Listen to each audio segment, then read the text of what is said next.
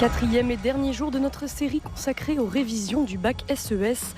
Lundi, nous nous sommes demandé si l'on pouvait concilier croissance économique et préservation de l'environnement. Mardi, c'est une épreuve composée sur les inégalités que nous vous avons proposées. Hier, enfin, nous sommes revenus sur les politiques de l'emploi, passant en revue les conceptions néoclassiques et keynésiennes du chômage. Un voyage théorique et pratique qui nous emmène aujourd'hui à la découverte du commerce international. À qui profite l'internationalisation des échanges? Voilà la question qui va nous occuper dans l'heure qui vient. Il est 14h sur France Culture. Bienvenue dans Entendez-vous l'écho.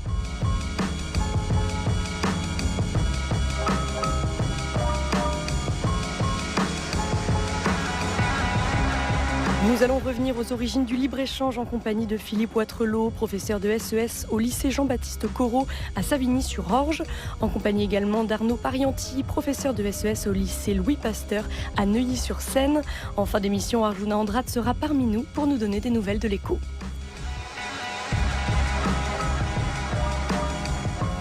Philippe Watrelot et Arnaud Parianti, bonjour. Bonjour, salutations économiques et sociales. Bienvenue dans Entendez-vous l'écho, merci beaucoup d'être avec nous. Alors pour commencer cette émission, laissons la parole à ceux qui s'assieront devant une copie blanche dans moins d'un mois. Arjuna Andrade est allé recueillir les témoignages des élèves de terminale ES du lycée Molière à Paris. Je m'appelle Antonella, je suis en terminale ES et le bac approche et on est tous un peu stressés. Parce qu'il y a énormément de chapitres, les chapitres sont hyper lourds et hyper longs, que ce soit en histoire ou en SES. On est entouré par l'économie et par la sociologie, du coup forcément si on s'intéresse un minimum à la politique de notre État, etc., la politique économique, je pense que c'est beaucoup plus simple que la philo ou les maths où c'est des trucs qu'on ne voit pas tous les jours. C'est vrai qu'on nous donne vraiment la version scolaire en fait, des choses. Mais ça nous permet de construire notre opinion personnelle sur certains phénomènes ou certains problèmes sociaux. En fait, ce qui est un peu bien, mais en même temps moins bien, c'est que la mondialisation, on le voit surtout en histoire aussi, et dans d'autres matières comme l'anglais et l'espagnol. Et donc parfois, c'est vrai que ça devient un peu redondant. Mais après, le fait qu'on en parle en écho et dans toutes les matières, ça permet une certaine complémentarité entre les chapitres. Que vous inspirent ces paroles de lycéen Philippe Watrelot ? C'est vrai qu'il y a une complémentarité avec les programmes, et notamment celui d'histoire-géographie. Nos collègues, et quelquefois concurrents profs d'histoire-géo, ils parlent aussi de la mondialisation, du développement des échanges, de la triade, même s'il paraît que le terme n'est plus à la mode aujourd'hui. Donc oui, il y a le danger que ça soit un petit peu redondant, comme le dit une des personnes interrogées. Mais en même temps, moi je pense plutôt qu'il y a complémentarité et qu'on a un regard particulier qui est celui évidemment de l'économie. Et la proximité de l'économie avec l'actualité rend cette matière plus facile, comme dit l'un des élèves, Arnaud Parianti ? Je crois que pour enseigner, l'utilisation des exemples est essentielle. Il faut que les exemples soient utilisés, et les exemples, ils parlent facilement en sciences économiques et sociales. C'est une grande facilité que nous avons avec cet enseignement, c'est certain. Alors cette semaine, nous avons réalisé, grâce à l'aide précieuse de professeurs de SES et de journalistes, 2 dissertations et une épreuve composée. Aujourd'hui, c'est à l'un des exercices de l'épreuve composée, le raisonnement, qu'on appelle aussi EC3, que nous allons nous attaquer. Est-ce que vous pouvez d'abord nous rappeler, Philippe Watrelot, en quoi consiste le raisonnement et quelles sont les attentes des correcteurs par rapport à cet exercice ? Alors le C3, donc c'est un raisonnement à partir d'un dossier documentaire. Vous avez 2 ou 3 documents et vous devez répondre à une question. Alors on pourrait se dire, c'est une mini-dissertation. Sauf que c'est pas exactement la même chose, parce que d'abord, la question est beaucoup plus précise, injonctive que dans la dissertation, où là, le champ est plus large et où souvent l'élève doit trouver une problématique. Là, on vous indique très clairement ce que vous devez faire. Les documents, eux, sont des documents où on peut trouver des idées, à l'inverse des documents de la dissertation, qui sont des documents bruts.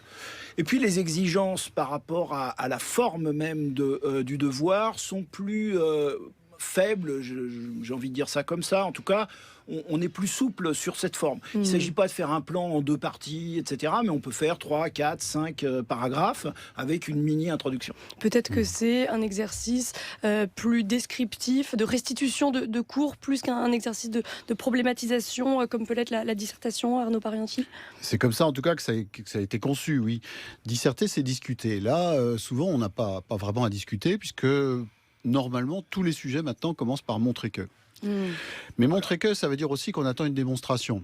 Et si je peux revenir un tout petit peu sur la mondialisation chez les historiens ou géographes et en économie, et la différence, c'est qu'on est vraiment sur les mécanismes. On est vraiment sur les mécanismes, il faut absolument aller au-delà de la simple description. Alors justement, l'intitulé du sujet que nous avons choisi aujourd'hui, le voici, à l'aide des connaissances personnelles et du dossier documentaire, montrer que le commerce international présente des avantages pour les producteurs et les consommateurs. Alors quel est le premier réflexe qu'il faut avoir face à un tel sujet, Philippe Poitrelot ? C'est un sujet assez classique. J'ai repris pour ma part la liste des sujets qui sont tombés depuis 2013, c'est-à-dire les nouvelles épreuves du bac. Et c'est un sujet qui revient très régulièrement. Alors sous des formes diverses, avec des documents un petit peu différents, avec des phrases, vous savez, c'est comme dans Le bourgeois gentilhomme, belle marquise, d'amour, vos beaux yeux, mourir me font, mais ça revient toujours à peu près au même sujet. Toujours les avantages et les inconvénients de la mondialisation. Voilà, mondialisation, libre-échange, protectionnisme, ça constitue quand même une bonne moitié des sujets. Les autres sujets étant souvent sur les déterminants de l'internationalisation de la production et des firmes multinationales et les localisations des firmes multinationales. Donc oui, voilà, c'est des sujets très classiques. Non, pas rien dit. Oui, alors il y a quand même tout de suite une question qu'on se pose. On nous dit pour les producteurs et pour les consommateurs. Alors est-ce que c'est un piège ou est-ce que ça va être la base d'un plan qui va tenir la route? Voilà, ça déjà, forcément, je pense que Quel serait le piège? Le piège, justement, de nous conduire à une opposition, en fait, assez factice. Parce que, par exemple, la baisse de prix des produits importés, ça donne des avantages pour les uns et pour les autres. Par ailleurs, la séparation entre producteurs et consommateurs a quand même un côté légèrement artificiel, puisque un consommateur est aussi un salarié, donc il est aussi concerné par la production. On peut reprocher aux élèves de faire un plan grand 1 producteur, grand 2 consommateur. C'est le risque. C'est le risque. Oui, c'est un reproche mineur. Oui, c'est pas ça qui va pénaliser les élèves. Juste une remarque. En fait, cette phrase, elle est celle qu'on trouve très précisément dans la 3e colonne du programme, les indications, ce qu'on appelle les indications complémentaires. La phrase, c'est: on analysera les avantages et les inconvénients des échanges internationaux pour les producteurs comme pour les consommateurs. Donc, ça nous donne aussi une indication, et ça, c'est utile pour les élèves, sur la manière dont on fabrique les sujets. Les concepteurs de sujets, et c'est pas leur faire injure, ils n'ont pas beaucoup d'imagination. C'est normal, et puis c'est finalement pas plus mal. Ils cherchent des sujets qui permettent de mobiliser un certain nombre de notions présentes dans le chapitre. Qui sont cadrés. Ça va plus loin que cela. Les concepteurs de sujets sont obligés de tirer les intitulés de sujets des indications complémentaires du programme, parce que la trouille, c'est celle du tribunal administratif, c'est-à-dire de quelqu'un qui dirait « Ah, ce sujet n'est pas dans le programme ». Donc là, on est couvert, on est sûr qu'il n'y aura pas de recours possible. Voilà. Et donc, cette logique conduit finalement à une liste de sujets extrêmement restreinte, ce qui fait que l'élève sérieux qui révise peut très très bien imaginer la totalité des questions qui sont susceptibles de lui être posées. On avait une collègue qui avait listé 28 sujets possibles, quoi, en tout. Oui, ce qui n'est pas si important que ça. Au début du micro-trottoir, tout à l'heure, on a entendu un élève qui disait il y a énormément de questions, lourd, etc. Il n'y a pas tant de questions que ça. Non. Voilà. Alors, pour réviser, il faut peut-être à la fois s'appuyer sur ses cours et à la fois s'appuyer sur des annales. Philippe Poitrelot, si en plus il n'y a pas tant de sujets que ça qui peuvent tomber Alors, moi je dirais qu'il y a deux manières de réviser qui sont évidemment complémentaires. On parlait du programme tout à l'heure avec ces 3 colonnes. Dans la 2e colonne, il y a les notions qui sont à maîtriser. C'est le terme qui est utilisé. Ça, il faut les connaître. Je les ai comptés. On en a 77. Bon, ça fait parmi beaucoup. Elles, le libre-échange. Voilà, parmi elles, le libre-échange, etc. Bon, alors, ça, c'est la première chose. Il faut bien connaître ces notions, mais ça ne suffit pas. Parce que c'est pas une épreuve de dictionnaire, l'épreuve de SES. Il s'agit aussi de maîtriser un certain nombre de mécanismes, de raisonnement. Et donc, en fait, ce qu'on évalue prioritairement, même si le C3 est supposé mieux orienter, plus orienter les élèves, ce qu'on évalue, c'est la capacité à argumenter. Voilà, c'est ça le plus important. Et ça passe par la pratique et donc se projeter dans des annales, dans des sujets, voilà. Et bien justement, lançons-nous dans un cas pratique. Arnaud Parienti, comment est-ce qu'on pourrait définir le concept de libre-échange ? On considère souvent Adam Smith comme le père du libre-échange. Il va effectivement démontrer dans son ouvrage publié en 1776, Recherche sur la nature et les causes de la richesse des nations, les effets positifs du commerce entre les nations. Oui, alors, le terme libre-échange n'apparaît pas là, dans l'intitulé du sujet, si je me souviens bien. C'est les avantages de l'échange. C'est les avantages du commerce international. Voilà, on peut très bien développer le commerce international sans se fixer pour objectif d'arriver à un échange absolument libre. C'est-à-dire en se fixant malgré tout des limites. Alors, l'idée du libre-échange, c'est l'idée de la suppression des obstacles aux échanges. Alors évidemment, on pense tout de suite aux obstacles administratifs, c'est-à-dire les droits de douane et autres éléments de protectionnisme. Bon, cela dit, pour que l'échange soit libre, il faut aussi que les produits puissent circuler. Donc, il y a la question des moyens de transport. Et puis après, il y a bien d'autres questions. Sans vouloir sortir du sujet, on a bien vu quand on a voulu faire le marché commun en Europe qu'il ne suffisait pas d'abolir le protectionnisme apparent pour que immédiatement les échanges soient libres. On va voir effectivement tous les mécanismes mis en place et notamment la question des transports, mais peut-être d'abord un mot sur Adam Smith, Philippe Patrelot, qui s'oppose aux physiocrates dans sa définition de l'échange, de l'internationalisation des échanges. Adam Smith est considéré comme le père du libéralisme, hein, puisqu'il va mettre en avant la liberté du marché. Alors en même temps, quand on lit attentivement Adam Smith, on s'aperçoit qu'il est aussi quand même un défenseur du rôle de l'État, mais ça c'est dans les chapitres ultérieurs. Mais on ne peut pas parler du libre-échange sans parler aussi de David Ricardo, 1817 si je ne m'abuse, principe de l'économie politique et de l'impôt, c'est celui qui va développer, alors ça c'est une notion qui se trouve dans les notions à maîtriser, de l'avantage comparatif. Pour Adam Smith, on parle d'un avantage absolu à échanger. Or, c'est plutôt Ricardo qui va lui développer l'idée que tout le monde gagne à l'échange, même si au départ, on n'a pas forcément un avantage absolu. Alors on va revenir sur ces notions dans notre plan, mais d'abord un mot sur le dossier documentaire. Il y a des textes et des graphiques qui sont présents dans ce dossier. Est-ce que ce sont des exemples factuels que les élèves peuvent utiliser tels quels pour illustrer leurs arguments ? En l'occurrence, dans le cas de notre sujet d'aujourd'hui, on a un texte de l'Organisation mondiale du commerce qui va vanter les vertus du libre-échange, un graphique qui montre l'évolution du commerce international depuis 1995 et un texte de Paul Krugman sur les économies d'échelle. Oui, ce qui est d'ailleurs plutôt intéressant parce que contrairement à la dissertation, là, ça n'est pas purement factuel. Non, on va trouver dans les deux textes, on va trouver des éléments d'argumentation qui vont aider à se remettre en mémoire ce qu'on a vu en cours. Éventuellement, un élève astucieux et qui n'aurait pas beaucoup travaillé peut peut-être trouver là le moyen de combler certaines de ces lacunes. Mais personnellement, j'en doute un petit peu, parce que ce sont des textes malgré tout relativement brefs, et ce sont des mécanismes relativement complexes. Dans notre jargon, on appelle ça des textes clignotants, c'est-à-dire des textes qui sont là pour faire penser à telle ou telle idée. Mais si on les a pas vus en cours, on va avoir quand même du mal. Donc, il faut réviser. C'est ça le message que j'adresse à travers votre micro à mes chers élèves de TES 4. Alors, commençons notre raisonnement. Dans une première partie, on pourrait, par exemple, expliquer les fondements de l'internationalisation des échanges. Et ce qu'il faut peut-être d'abord montrer, c'est que le développement des échanges s'inscrit dans une histoire longue. Qu'est-ce qui, au 19e siècle, d'abord, va permettre une forte croissance du commerce international, Philippe Patrelot ?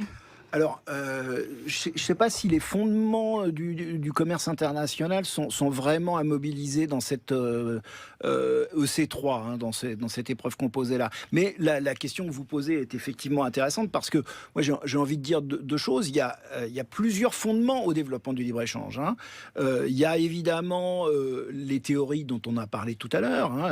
Ce qui est intéressant, par exemple, pour revenir 30 secondes sur Ricardo, c'est que Ricardo, c'est un député aussi, et il fait partie de l'Anti-Corn League, et qu'en fait, il va justifier le libre-échange à travers sa théorie. Et donc, ça nous permet de montrer aussi qu'il y a toute une dimension qui est politique et institutionnelle dans le libre-échange, et on va le voir surtout à travers l'après-Seconde Guerre mondiale, 1947, le GATT, General Agreement on Tariff and Trade, et puis ensuite en 1995, l'OMC. Donc c'est aussi ça qui encadre le libre-échange.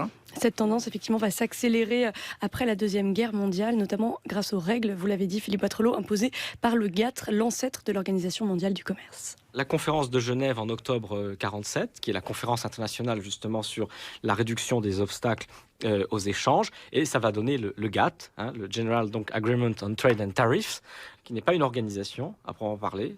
C'est un traité, alors c'est vrai avec des organes, un secrétariat, un directeur, etc., de fonctionnement, mais c'est un traité qui définit surtout ce qui nous intéresse ici, des règles du commerce international qui sont encore valables et qui ont été reprises dans le cadre de l'OMC. Alors les principales règles sont, on va les rappeler rapidement, d'abord la clause de la nation la plus favorisée. Deuxième principe, la non-discrimination. Troisième principe, l'interdiction du dumping. Quatrième principe qu'on peut relever, l'interdiction des restrictions quantitatives. Et enfin, évidemment, il y a des réglementations sur les subventions qui sont, par exemple, totalement interdites normalement pour les subventions aux exportations de produits industriels. Voilà les règles du GATT puis de l'OMC rappelées par l'économiste Jacques Généreux. Arnaud Parianti, est-ce que ces règles vont permettre justement ? Ça va permettre un très fort développement des échanges après la Seconde Guerre mondiale. On va revenir dans un premier temps à peu près au niveau d'ouverture qu'on avait dans les années qui précédaient la Première Guerre mondiale. Il ne faut pas oublier qu'il y a une première mondialisation entre 1880 et 1914. Et puis après, évidemment, ça va beaucoup dépasser ça, et en particulier à partir de 1995 environ. Cela dit, quand je pense aux élèves qui nous écoutent, je me dis que là, on est en train de faire un cours complet sur les échanges, et très honnêtement, je me permets, on part hors sujet. Là. Il faut faire attention à ne pas aller dans le hors sujet. Le sujet, ce sont les avantages de l'échange, et là, on est en train de digresser en disant, voilà, quels sont les fondements de l'échange. Ce n'est pas ce qu'on nous demande de faire. C'est une longue introduction qui permet aussi à nos auditeurs qui ne passeraient pas le bac d'avoir accès aussi à un certain nombre d'éléments. Philippe Wattrelos, vous nous montriez un graphique qui montre l'accroissement de l'internationalisation des échanges. Voilà, ça c'est. Alors, je peux vous montrer aussi les copies. J'ai donné un dernier devoir sur table à mes élèves, donc mercredi, hier, et donc dans le C2, cette fois-ci, vous avez un graphique qui est extrêmement classique. Donc le C2, c'est le deuxième exercice de l'épreuve composée. Voilà. Vous avez un graphique extrêmement classique avec d'une part donc l'évolution des échanges internationaux et d'autre part l'évolution du PIB mondial. Et alors ça, c'est un graphique que vous pouvez trouver, mais très souvent. Et alors, qu'est-ce que ça nous dit que le commerce international a augmenté plus vite que le PIB ? Mais après, est-ce qu'on peut passer d'une corrélation à une causalité ? Bon, la plupart du temps, on saute le pas et on dit qu'effectivement, l'un a tiré l'autre. Voilà, et que en tout cas les phases de croissance économique forte de l'après-guerre ont été aussi marquées par l'extension des échanges internationaux. Et c'est aussi une période où des zones d'intégration régionale apparaissent à travers des accords comme l'ALENA passé entre les États-Unis, le Canada et le Mexique. On aurait pu penser que ces zones allaient ralentir les échanges internationaux, Arnaud Parianti, mais c'est le contraire qui s'est passé. Alors on a à chaque fois les deux. On a des effets de création de trafic, des effets de détournement de trafic. Lesquels l'emportent, c'est pas toujours évident de le dire. Si vous prenez le cas de l'Union européenne, c'est vrai qu'il y a eu une ouverture croissante des pays. Par contre, on peut imaginer que finalement les entreprises européennes se sont centrées sur elles-mêmes, sur la conquête des autres marchés européens, et que ça a amené l'Europe à prendre un petit peu de retard dans la conquête de marchés comme le marché asiatique, qui avait un taux de croissance beaucoup plus rapide que les marchés européens. Donc finalement, est-ce qu'on est gagnant, perdant dans l'histoire de cette union régionale ? C'est assez compliqué à démêler. La mondialisation s'est en tout cas accélérée grâce aux progrès technologiques et techniques. Nous sommes bien d'accord que le transport va s'accélérer et le coût du transport va s'effondrer à partir de la fin des années 50 avec l'invention du conteneur. C'est-à-dire le fait d'industrialiser, de standardiser, à l'image de ce qu'avait fait Ford avec l'automobile, le transport en boîte. Le fait de mettre dans des boîtes d'élargir des canaux, d'avoir des bateaux toujours plus performants pour transporter, vont conduire à une réduction très importante des coûts de transport. De la même manière, les coûts de communication vont se réduire et cette réduction va s'accélérer encore plus à partir des années 80-90 avec le développement des technologies de l'information et de la communication.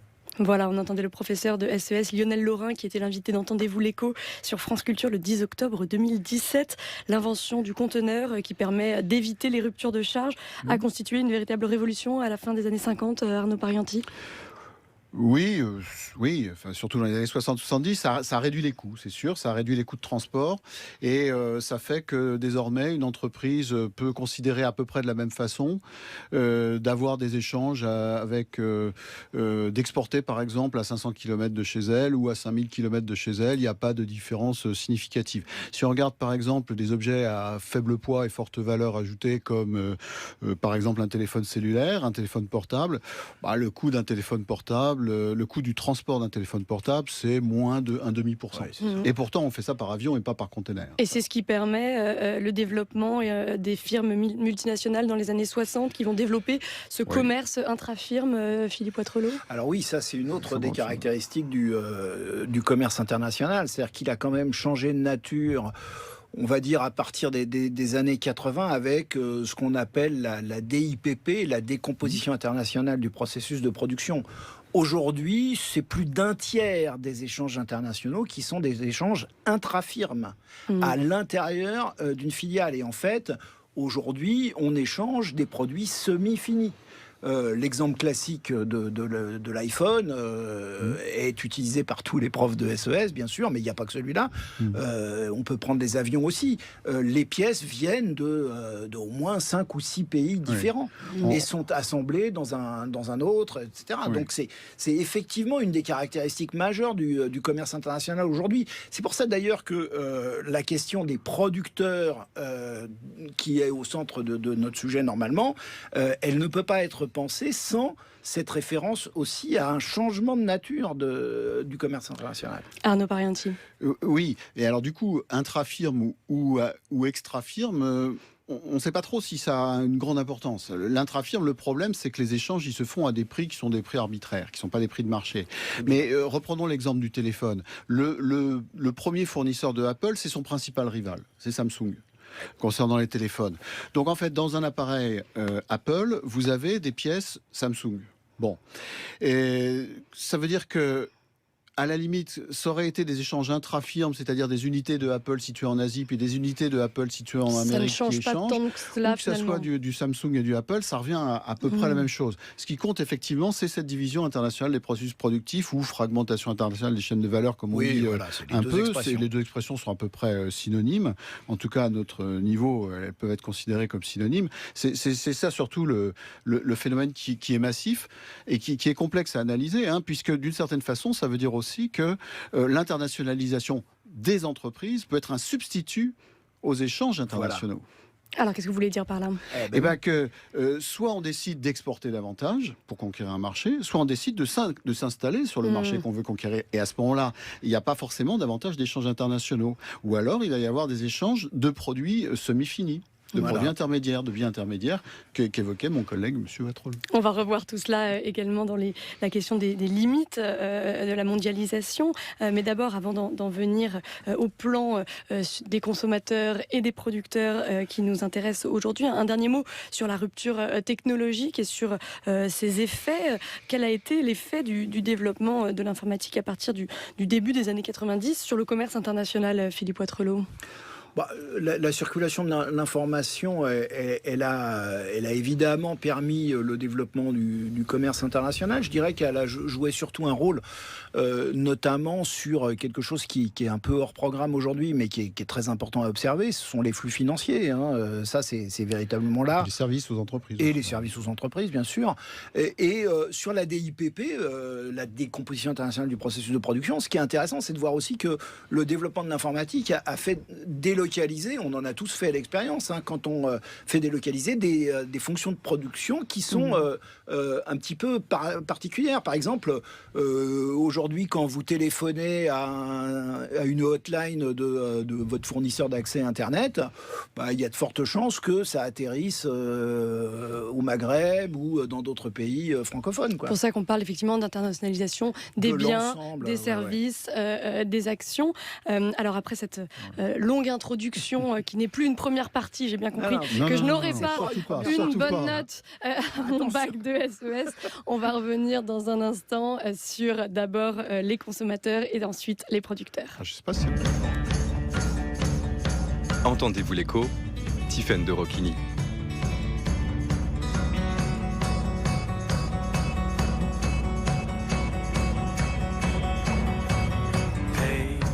Back and forth along this road, all these stops we just go by, to the faces that we know, to the faces that we hide.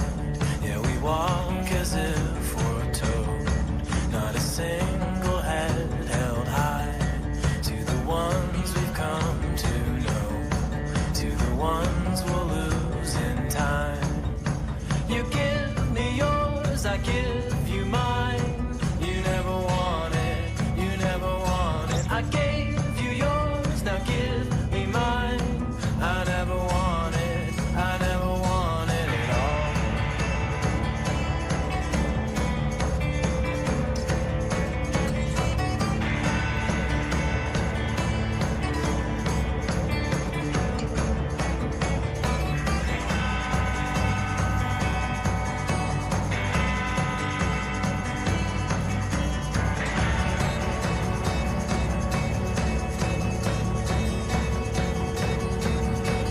Past that creates and we defy.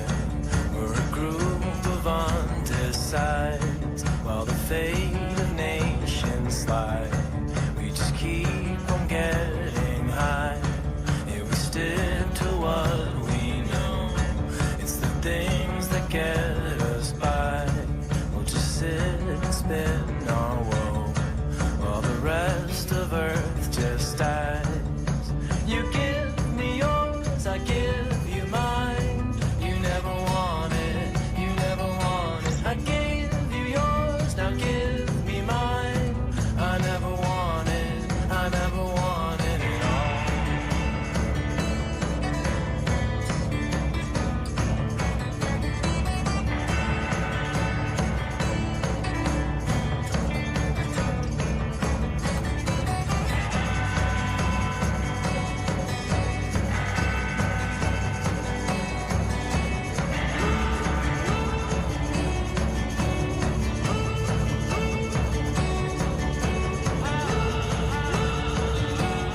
Vous écoutez Trade and Tariff des Dodos et nous sommes toujours en compagnie de deux professeurs de SES, Philippe Ouattrelot et Arnaud Parienti sur France Culture. Dans Entendez-vous l'écho, notre sujet du jour porte sur l'internationalisation des échanges. Alors, je rappelle le sujet de notre raisonnement, donc le C3.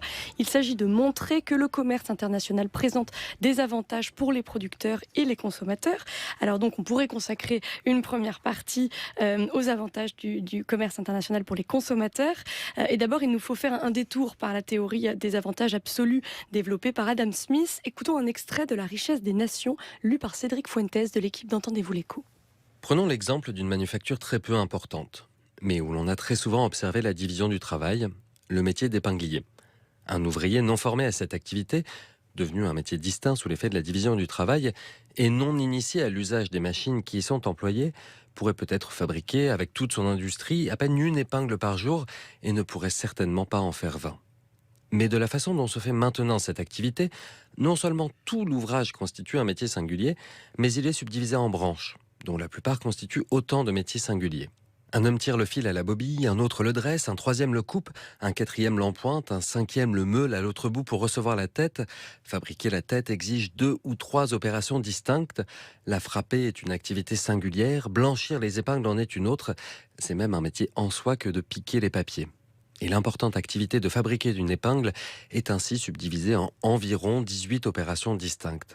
J'ai vu une petite fabrique de ce genre où l'on n'employait que 10 hommes et où, par conséquent, certains d'entre eux exécutaient 2 ou 3 opérations distinctes. Mais quoi qu'ils fussent très pauvres et donc médiocrement équipés des machines nécessaires, ils pouvaient, en se donnant du mal, fabriquer à eux tous environ 12 livres d'épingles par jour. S'ils avaient tous travaillé séparément et indépendamment, ils n'auraient certainement pas pu en fabriquer chacun 20, ni peut-être une par jour. C'est-à-dire certainement pas ce qu'ils sont aujourd'hui capables d'exécuter par suite d'une division et d'une combinaison appropriée de leurs différentes opérations. Arnaud Parienti, que peut-on dire de ce texte d'Adam Smith, extrait de La richesse des nations? Oui, grand texte classique et probablement un plagiat de l'encyclopédie de Diderot et d'Alembert d'ailleurs. Ce texte nous explique effectivement que quand on peut diviser le travail, ça va permettre de réduire les coûts. Et ça, c'est un des grands avantages de l'internationalisation des échanges, de l'exportation, parce qu'effectivement, on va pouvoir opérer sur des marchés bien plus vastes. Ça va permettre des économies d'échelle, et ces économies d'échelle vont permettre de réduire les prix. Et ça, c'est un très gros avantage de l'échange international pour les consommateurs. Cette baisse des prix qu'on observe, par exemple, dans le jouet, dans le textile, etc. Comment est-ce qu'on opère une économie d'échelle concrètement, Arnaud Parienti? Si vous vendez des voitures sur le marché européen au lieu de les vendre sur le marché français, vous avez un potentiel de consommateurs qui est bien plus important. Et ça va vous permettre d'amortir vos machines sur un bien plus grand nombre de ventes. Ça va vous permettre d'utiliser des techniques de production qui ne sont rentables que si vous avez une très grosse production. Et ça va vous permettre aussi, tout en étant rentable, d'avoir davantage de modèles différents. Et là, on n'est plus tout à fait chez Adam Smith, on est même assez loin de chez Smith, on est chez Paul Krugman, c'est-à-dire les nouvelles théories du commerce international, qui nous expliquent qu'on va avoir des économies de variété. Par exemple, s'il faut au minimum 500 000 exemplaires par an d'un véhicule pour que celui-ci soit vendu à un prix correct, alors si vous êtes sur le marché européen, par exemple, ou sur le marché mondial encore mieux, vous allez avoir la possibilité d'avoir une dizaine de voitures concurrentes. Alors que si vous étiez sur le marché français, vous n'en auriez que 2. Et alors ça pose la question de la nécessité pour les pays de se spécialiser dans telle ou telle activité productive. Philippe Poitrelot, comment est-ce que les pays choisissent leur spécialisation ? Alors, ça dépend de la dotation factorielle, c'est un des aspects qu'il faut mobiliser. Les pays qui sont au cœur du raisonnement, c'est plutôt les entreprises elles-mêmes. Parce que Adam Smith va donner cet exemple du Portugal et du... Non, ça c'est Ricardo. Ricardo va donner cet exemple du Portugal, voilà, et des draps. Oui, c'est-à-dire que le point de départ de la théorie, c'est l'avantage comparatif. Après, d'autres, je pense notamment à la fameuse théorie dite HOS, Heckscher, Rollin, Samuelson, vont... donc 2 Suédois et un Américain vont développer ce qu'on appelle la dotation factorielle, c'est-à-dire qu'on va se spécialiser dans la production qui va utiliser le facteur qu'on a le plus en abondance.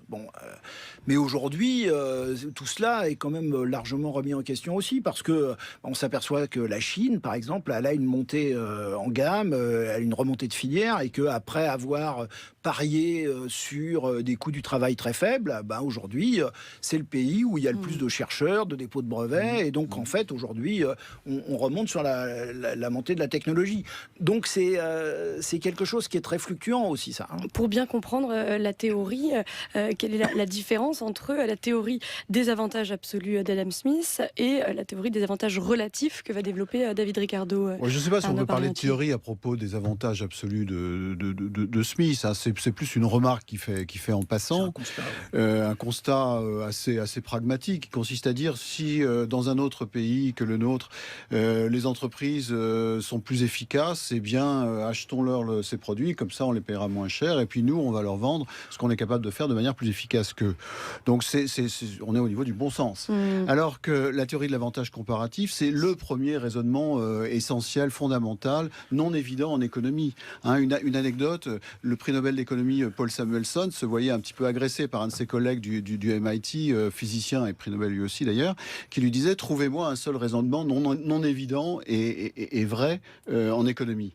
Et le lendemain, il est arrivé avec la théorie de l'avantage comparatif de Ricardo, en disant ça a 150 ans, et pourtant... et il n'y a pas besoin de grandes formules mathématiques. Tout à fait. Et c'est non évident, parce que ce qui est fantastique avec la théorie de l'avantage comparatif, c'est que ça nous dit que finalement, tout le monde a un avantage. Tout le monde a un avantage. C'est ce qu'on appelle le gain à l'échange. C'est le gain à l'échange. Et par exemple, les pays les moins développés, ceux qui sont les moins efficaces, ont aussi un avantage comparatif. Et alors, est-ce que vous pouvez nous réexpliquer, Philippe Watrelot, l'exemple que va donner Ricardo entre, je crois, le Portugal et le Royaume-Uni, le vin contre les draps si je me Ça, souviens. c'est méchant, ça, hein, quand même, de me rappeler ça comme ça d'entrée de jeu, de me demander de rappeler ça d'entrée de jeu. En gros, alors il faut rappeler que, pour l'anecdote, Ricardo, c'est un Anglais, mais comme son nom l'indique, d'origine portugaise. Et c'est pas par hasard donc qu'il choisit ces deux pays. Et dans son exemple, le pays qui a l'avantage absolu dans les deux cas, c'est le Portugal. Sauf que lui, ce qu'il montre, c'est que quand on va comparer le coût relatif des... vous me dites, pardon, monsieur Parienti, si je me trompe, mais on va comparer le coût relatif des différentes productions, on s'aperçoit qu'en fait, si on se spécialise dans un produit, on va gagner à l'échange, puisqu'on va pouvoir échanger plus et obtenir plus avec cet échange.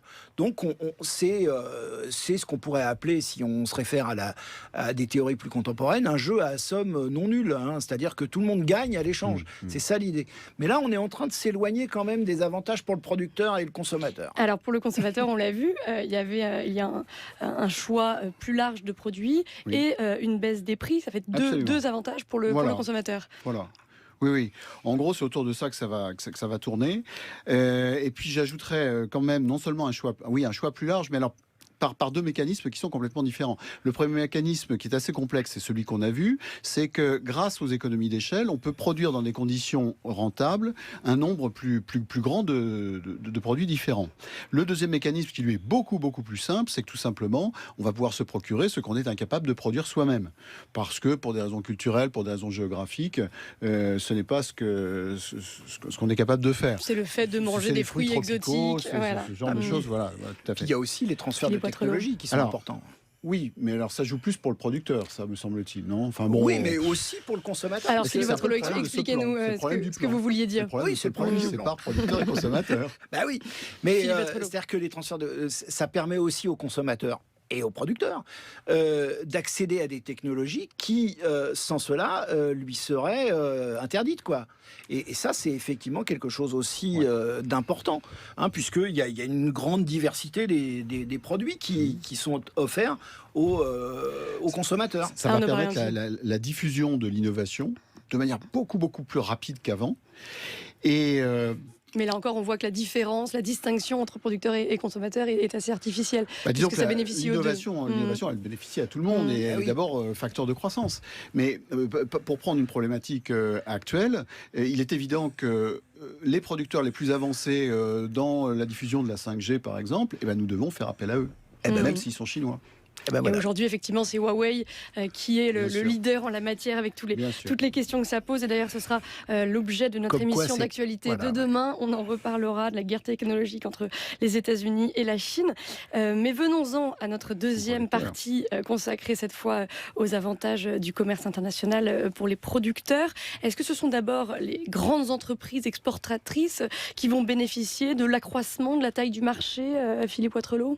Pas seulement, je crois que ce qui est intéressant à noter d'ailleurs quand on parle des firmes transnationales ou multinationales, c'est qu'on a aussi un très grand nombre d'entreprises de taille moyenne qui sont concernées par la mondialisation. Moi, j'ai utilisé encore cette année un documentaire de Gilles Perret qui s'appelle Ma mondialisation et où on voit, alors il est décédé depuis, Monsieur Bontaz, qui fait donc du décolletage, hein, c'est dans la vallée de l'Arve. Et donc apparemment le début du documentaire montre un brave entrepreneur. Bon, on va voir après qu'il n'est pas aussi sympathique que ça. Et puis on se dit, voilà, c'est une petite entreprise. Et puis après on s'aperçoit que il a une entreprise, une filiale en Tchéquie, en République tchèque. Et puis ensuite on s'aperçoit qu'il a une autre entreprise en Chine.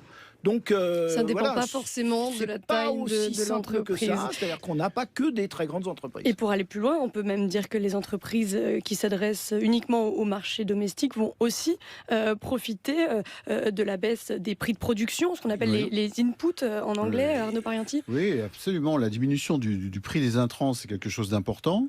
L'accès à des technologies étrangères, c'est quelque chose de très important aussi. Et à contrario, on le voit avec le protectionnisme. Oui. L'exemple américain, par exemple. Bien sûr, on voit bien. C'est-à-dire comment relever ces droits de douane entraîne on l'a une déjà. fermeture. Les économistes américains se sont lancés comme des fous dans l'étude des conséquences des hausses de tarifs de Trump. Et par exemple, en 2018, le prix des machines à laver a été un protectionnisme généralisé des États-Unis sur les machines à laver. En 2019, le prix des machines à laver a augmenté de 12% en moyenne aux États-Unis. Donc tout le monde est perdant, et y compris d'ailleurs les producteurs locaux. C'est pas évident du tout qu'ils soient gagnants. Et donc l'idée, c'est que quand le pouvoir d'achat des ménages augmente, on assiste à un élargissement du marché, et c'est ainsi que se crée un cercle qui est censé être vertueux. Et puis il y a un autre aspect qu'on n'a pas du tout abordé pour l'instant, et qui est un peu ambigu du point de vue, qui est très positif du point de vue des consommateurs, un peu ambigu du point de vue des producteurs, c'est l'augmentation de la concurrence. Mais l'augmentation de la concurrence, ça peut être très bien pour les producteurs aussi. Par exemple, quand ça supprime un monopole local. Exemple, la fin du monopole de Air France sur les vols intérieurs en France. Pour les consommateurs, ça fait de toute façon baisser les prix. Donc mais c'est bien aussi pour tous les cadres qui voyagent aux frais de leur entreprise. Alors c'est intéressant de voir la question des avantages et des inconvénients, puisque le sujet est peut-être ne peut difficilement être centré que sur les avantages. Avant de venir peut-être aux limites de la mondialisation, il faut voir que le commerce international oblige effectivement les entreprises à être plus compétitives, et ça passe d'abord par la compétitivité prix. Comment est-ce qu'elle peut être obtenue, cette compétitivité prix, Philippe Ouattrelot ? La compétitivité, en effet, ce qu'on apprend à nos élèves, nous, c'est qu'il y a deux phases de la compétitivité prix et la compétitivité hors prix. La compétitivité prix, elle joue évidemment sur les coûts. Alors, souvent, le point immédiat qu'on voit, c'est les coûts salariaux. Mais il y a aussi bien d'autres coûts. Par exemple, tout simplement, le coût des transports. Ça peut être très important. La fiscalité est aussi très importante. Il y a aussi la proximité avec les circuits d'approvisionnement. Il y a encore des entreprises où c'est quelque chose qui est très important. C'est l'idée de délocaliser une entreprise en Chine pour investir le marché intérieur chinois, par exemple. Alors, ça peut être aussi la proximité avec le marché, bien sûr. Mais ça, c'est plus une logique de marché qu'une logique de demande qu'une logique d'offre. Mais pour rester sur la compétitivité prix, effectivement, il y a toutes les dimensions du prix. Alors, on peut aussi jouer, alors ça, c'est taux de change. Sur le taux de change, j'allais y venir, qui est effectivement un point un petit peu ambigu, parce que normalement, le taux de change est supposé refléter le pouvoir d'achat, la situation économique. Mais par exemple, les Chinois, encore eux, trafiquent un petit peu leur taux de change. Ils sous-évaluent leur monnaie, ce qui leur donne un avantage à l'exportation. Et c'est ce qui explique que Donald Trump râle particulièrement par rapport au fait que le dollar est trop élevé. Alors expliquez-nous le lien entre effectivement les taux de change et les exportations, Arnaud Parianti. Oui, par exemple, si une entreprise allemande exporte vers les États-Unis, je prends l'exemple de l'Allemagne, puisqu'après tout, on estime aujourd'hui que l'euro est sous-évalué d'à peu près 10 à 20% par rapport au dollar. Si une entreprise allemande exporte vers les États-Unis, si l'euro est sous-évalué, ça veut dire que exprimé en dollars, quand on transforme le prix en euros en prix en dollars, on a un prix qui est inférieur à ceux que peuvent pratiquer les producteurs américains. Donc ça permet de gagner des parts de marché. Par contre, là où on est perdant, bien sûr, c'est que sur les composants qu'on est obligé d'importer de la zone dollar, là, ces composants, ils vont coûter plus cher. Et c'est là qu'on voit que cette interdépendance rend difficile une guerre commerciale, comme on peut le voir en ce moment entre les États-Unis et la Chine. Oui, alors ça dépend de la situation des pays. En ce qui concerne l'Europe, les États-Unis, oui, c'est largement vrai. On a bien vu, par exemple, qu'une entreprise comme Airbus, pour se protéger contre les fluctuations de change, produisait de plus en plus de composants en zone dollar. Voilà.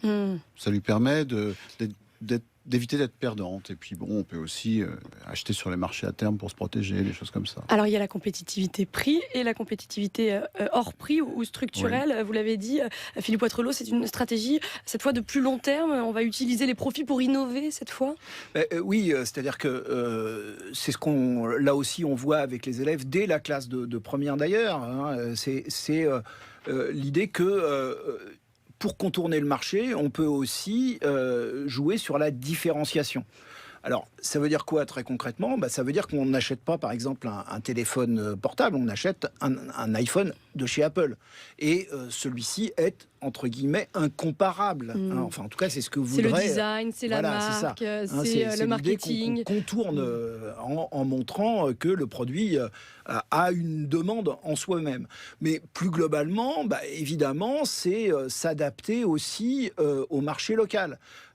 Par exemple, L'Oréal va avoir des centres de recherche qui vont être dans les différentes zones géographiques du monde, parce que ça va leur permettre d'adapter leurs cosmétiques aux différentes configurations de peau, aux différentes normes esthétiques, etc. Donc c'est aussi ça, une compétitivité hors prix. Hein. C'est de l'innovation, et puis c'est aussi de la différenciation. Alors on a vu dans notre raisonnement les avantages procurés par le commerce international, mais alors est-ce qu'il faut inclure les limites du commerce international, même si ce n'est pas spécifiquement demandé, Arnaud Parianti ? Alors là les choses sont très très claires, il ne faut surtout pas le faire, ça serait un hors-sujet total. Ne faites pas ça. Par contre, il est tout à fait possible d'imaginer qu'on ait un sujet de dissertation, où là au contraire on inviterait le candidat à balancer les avantages et les inconvénients. N'y a-t-il que des avantages à l'internationalisation des échanges ? Typiquement le genre de sujet de dissertation. Bien sûr. Là, il faudrait pouvoir développer les inconvénients du libre-échange, effectivement. Et alors, dans les inconvénients du libre-échange, ce qu'on peut commencer peut-être par dire, c'est que le libre-échange peut produire des effets pervers dans les pays du Sud, Philippe Poitrelot. Ça peut entraîner des effets pervers dans les pays du Sud, notamment par des effets de domination, hein, bien sûr, de destruction des infrastructures locales. Toutes les activités ne se valent pas de la même façon. Évidemment, hein, on peut voir ça à certains niveaux dans de nombreux pays africains. Puis alors, ou autres, hein, mais par exemple, il y a aussi des inconvénients pour les pays entre guillemets du Nord, hein, même si on voit d'ailleurs que les IDE, les investissements directs à l'étranger, profitent aux pays développés. Mais bon, c'est aussi les phénomènes, c'est le thème majeur des délocalisations et du chômage. Hein, voilà. Oui. Arnaud Parianti. La grosse difficulté, c'est que l'internationalisation va obliger à déplacer en permanence ses productions. Or, c'est quelque chose qui a un coût financier et un coût social énorme. C'est-à-dire qu'il va y avoir des destructions d'activités, des créations d'activités, mais on n'a pas l'agilité pour changer de spécialisation et surtout pour les individus, pour changer de qualification. Donc il va y avoir des branches, on a des cimetières industriels, on a des friches industrielles qui se développent, etc. On a des gens dont la qualification brusquement ne vaut plus rien sur le marché du travail. Surtout dans ce qui est considéré comme les vieilles industries en Europe, la sidérurgie, le textile. Et les changements sont les changements permanents en plus. Hein, c'est ce qui est aussi en train de se produire déjà en Chine, par exemple, où des zones entières aujourd'hui sont remises en question. Parce que, par exemple, le prix du travail est encore moins cher ailleurs. Et surtout parce qu'il a beaucoup augmenté en Chine au cours des dernières années. Beaucoup plus vite que la productivité. Parce que ce qui compte, c'est ça. C'est de comparer l'évolution des salaires avec l'évolution de la productivité. C'est ce qu'on appelle le coût unitaire du travail. Et ça, c'est une notion qui est vraiment importante. Ce qui fait d'ailleurs que la France est... Contrairement à l'idée répandue qui est de dire oui, la France a un coût du travail très élevé, etc., il faut rappeler aussi qu'on a une productivité du travail qui est quand même parmi les plus élevées au monde. Et donc, ce qui fait aussi qu'on est quand même attractif à ce niveau-là. Voilà. Et donc, les perdants, en fait, ce ne sont pas des pays. Il n'y a pas de pays perdants. Mais dans chaque pays, il y a des perdants. Au final, les pays qui s'en sortent le moins bien sont ceux qui ont le plus de mal à s'adapter, qui sont les moins souples, les moins capables de s'adapter. Et je pense que la faiblesse de la France par rapport à ça, c'est un certain manque de qualification de la main-d'œuvre. Mais face à cela, est-ce qu'il n'y a pas des situations où le protectionnisme s'avère vertueux et quelles seraient ces situations, Philippe Poitrelot ? Mais alors, c'est une tension qui a toujours existé. cette tension entre le libre-échange et le protectionnisme. On ne va pas revenir encore une fois aux théories, mais tout autant qu'on a parlé de Ricardo, il faudrait parler de Friedrich List et du protectionnisme éducateur. Ça semble une vieille théorie du 19e siècle, mais parlez-en aux Chinois ou encore auparavant aux Coréens du Sud. Alors expliquez-nous, c'est l'idée qu'un protectionnisme ponctuel c'est ça. Et ça, c'est quelque chose qui est toujours d'actualité aujourd'hui. Voilà. Au contraire, ça a des fondements théoriques qui ont été réaffirmés avec l'idée notamment de coûts d'apprentissage et de courbes d'apprentissage. C'est-à-dire que effectivement, une industrie naissante a nécessairement des coûts d'apprentissage. Au départ, les coûts unitaires sont élevés et puis peuvent devenir tout à fait faibles et donc l'industrie peut devenir compétitive. De la même façon, il peut y avoir des effets d'échelle qui se font en refermant les frontières et en essayant de profiter du développement du marché intérieur avant de réouvrir les frontières. Il faut souligner que dans ces cas-là, on a affaire à chaque fois à un protectionnisme temporaire. Sinon, il y a aussi le cas de ce qu'on appelle les industries stratégiques, mais c'est déjà plus confus. Exemple, l'exception culturelle. Alors c'est-à-dire expliquez-nous. Le fait que la France a obtenu, à force de batailler, que les industries culturelles ne soient plus considérées comme des industries comme les autres, que les biens culturels soient considérés comme spécifiques, et qu'on ait le droit de protéger ces industries culturelles parce que ça fait partie d'un héritage, d'un patrimoine commun, et ça a des externalités positives. Mais alors ce qu'on voit, c'est qu'il y a finalement énormément d'entorses aux règles du libre-échange. On peut penser aussi aux subventions à l'agriculture dans l'Union européenne. L'agriculture n'a jamais été incluse dans les accords de libre-échange. Jamais, parce que politiquement, c'est trop pesant. Le poids électoral des agriculteurs est très élevé. Et par exemple, les Japonais payent leur riz 6 fois le cours mondial. Et alors, Philippe Patrelot, sur cette question du protectionnisme. Alors, le protectionnisme aujourd'hui, on va plutôt parler de rapport de force. C'est-à-dire, l'illustration, c'est ce qui se passe aujourd'hui avec Trump et la Chine. C'est-à-dire que normalement, il y a les règles qui sont celles de l'OMC, clause de la nation la plus favorisée, non-discrimination à l'échange, etc. Et puis en même temps, on voit bien que c'est à celui qui montre les muscles le plus fort. Et en l'occurrence, la première et la deuxième économie mondiale ont la liberté de ne pas respecter les règles de l'OMC. On est en train de vivre une période qui montre bien que le libre-échange ou le commerce international, plutôt que le libre-échange, c'est pas le monde des bisounours. C'est véritablement un monde où la guerre économique est rude et finalement elle fait des morts. Et plus largement, on traverse une crise du multilatéralisme qui est incarnée par Donald Trump. Oui, absolument. Mais en même temps, ça illustre bien le fait que le protectionnisme est généralement... Il y a de bons arguments théoriques en faveur du protectionnisme, mais le protectionnisme est généralement fait pour de mauvaises raisons. Et c'est exactement ce qui se passe avec Trump. C'est-à-dire que Trump a voulu protéger un certain nombre de clientèles électorales. Et le résultat, c'est qu'il désavantage un certain nombre d'entreprises américaines. Walmart, par exemple, fait partie des grands adversaires du protectionnisme, les GAFA également. Et en fait, il est probable que les mesures de protectionnisme prises par Trump vont se révéler contre-productives pour l'économie américaine. D'autant qu'il y a des mesures de rétorsion qui sont prises par la Chine, ce qui entraîne un jeu où tout le monde semble perdant. Vous avez tout à fait raison. Ceci dit, même si on faisait abstraction de ces mesures de rétorsion, en soi, ça revient à renoncer au bénéfice du libre-échange que nous avons développé depuis 3 quarts d'heure. Et de fait, c'est contraire à l'intérêt général. Alors, on arrive au terme de cette émission. Peut-être un dernier conseil, Philippe Poitrelot, à donner aux lycéens 4 semaines du bac sur ce sujet, ou peut-être plus largement sur les révisions. Alors, plus largement sur les révisions, moi, je vais réutiliser le conseil que je donne à chaque fois. Ne pensez pas au prof quand vous écrivez, pensez à quelqu'un qui n'a pas de connaissances précises sur le sujet, ça c'est très important, et ça va vous obliger à être le plus précis possible dans votre argumentation.